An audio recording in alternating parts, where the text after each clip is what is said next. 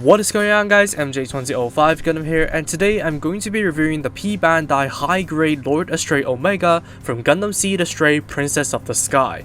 Partially constructed by the Nyan indestructible rare metal Omega, it has faced off against the likes of the Goldframe Amaterasu among many others in the hands of Fairness Zweigler. This kit is another instance of a build variant spawning the base kit, in this case the Lord Astray Double Rebake, bearing 11 runners and 2 sticker sheets. Runners B through D are all taken from the Double Rebake with the Reverso parts gated away, so only 4 of the runners are new. Needless to say, the build will feel similar to the Double Rebake if you have built that kit, but otherwise the build isn't complex per se. However, with the small pieces, metallic red parts, and how involved the Astray builds tend to get, I feel like it is a slight reach to recommend this to beginners, but otherwise it's simple and straightforward just like a high grade should be. But still, this kit looks astonishing from a straight build. That might be me coming out for fresh air after being suffocated by stickers, but damn does this kit look good without them.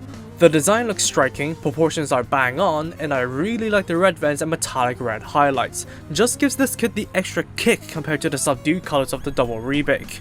I especially like the rear face unit, reminding me of the Extreme Gundam, and how the Lord Astray frame is more representation of the muscular system compared to the normal Astray's skeletal system. The part separation is impressive as well, as nearly all of the colors of the Lord Astray Ω is replicated with plastic. But when it comes to stickers, the 2 sets of eyes on the head and the green sensors all over the body are a given, while the black on the wrist guards and the sides of the leg vents are understandable, but the biggest offenders are definitely the grey on the abdomen and the front skirts, which do not look appealing from folding over surfaces. However, the decals that make up the insignia on the chest, coupled with the pinstripes on the shoulders and wrists, really do elevate the aesthetics. I would also advise cleaning up the seam line running right down the torso unit, exercising caution on the metallic red pieces as there is nothing you could do about the knobs without destroying the finish, and focusing your panel lining efforts on the white pieces to bring the detail out. But otherwise, this 13.5cm tall kit is really a striking looker. For articulation, the head is on the plastic double neck joints with really flexible movement, but do mind the V-fin while you're moving it. The arms can swing out, roll, and rotate in their sockets, as well as swing out 90 degrees in conjunction with the shoulder ball joint, and the shoulder pad itself is also ball jointed. However, the arm alone cannot move out much even with the movable shoulder flaps. There is a bicep swivel, double jointed elbows, and ball jointed wrists. Polycap ball joints in the midriff allow for great crunches, while the waist can rotate all the way. Front and side skirts move with a stationary back skirt as usual, but the legs can drop down individually to provide full front splits and full side splits. There is a thigh swivel, double jointed knees that are rather limited, ball jointed side panel, and hinged and ball jointed feet with a great ankle rocker. Overall, the articulation of the Lord Astray Ω is flexible. There are some limiting parts, but relatively posable overall. However, the cheap pieces and backpack are prone to falling off, on top of the rather flimsy hip joints and the fact that the elbows and knees are on C-clip joints, so you might want to keep an eye out for all of them and fix what you need to. Accessories begin with just the standard holding hands, but it's not like you need any more options, as the only thing you get is the 22cm Lord Longsword. You'd have to paint the black blade yourself, which is still a relatively easy task all things considered. The kit can hold it up in the large sword state with one hand well enough if you're lucky, but it's definitely made to be held in 2.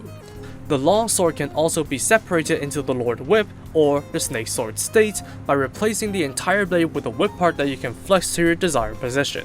Carefully, of course, lest you actually break the part. And you can separate the blades from their adapter and the solid connection at their tips before unfolding and sliding out the handles to form the Lord Sabers or the twin sword state. You can also choose to fold the blades for the double-edged form of the Lord Sabers, which looks kinda forced but is the eccentricity of Seed working its magic.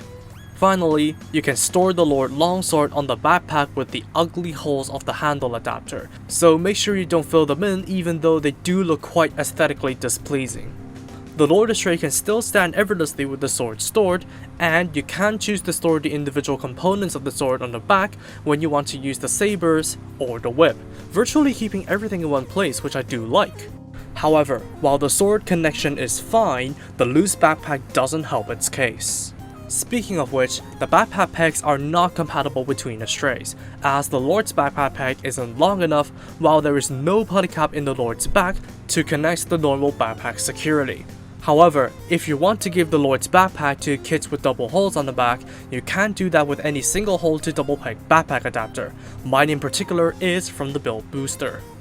Leftovers only include the original shoulder joints and panels of the Double Rebake, but there isn't much use for them unless you need replacements.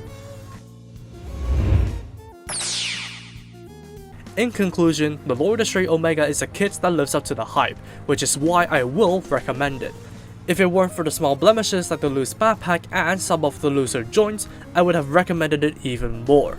However, those are the only real flaws of the kit, as it looks absolutely phenomenal, well engineered, and still has a fun posing experience. And despite only coming with one weapon, the different configurations gave the kit a lot of different features that you could mess with. Yes, the articulation isn't the best, not much we can do about that, and effort is still needed to fully complete the aesthetics, but the painting is an easy task that I'd say can get a beginner to try out masking and painting. Despite its flaws, I will wholeheartedly recommend you guys to give the Lord Astray Ω a go, as it is just a load of astonishment. Or wait until they make the high grade Lord Astray Z, as that is essentially a color variant with a new sword adapter and the Freedom's beam rifle. And that's all from me. Thank you for watching, drop a like and comment if you did enjoy the video, subscribe for more content like this, and feel free to follow me on social media with the links down below. That said, take it easy, stay safe, and I'll see you in the next one.